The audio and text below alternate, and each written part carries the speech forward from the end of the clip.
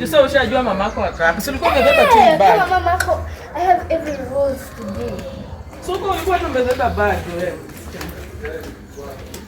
Nimechoka. Wewe umeshinda.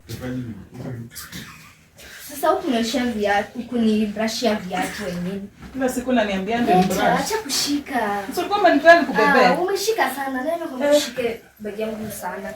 Nataka unipikie chai ya maziwa, kuna maziwa mzito kikombe moja, alafu na pancake kanne.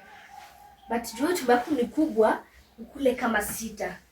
Na mama kiuliza useme mimi nimekwambia. Alafu naona kwa closet yangu, wando mikunjiza manguo. Nilitoanisha asubuhi kutafuta uniform huko umenitolea. But ndio kusema kwa mama.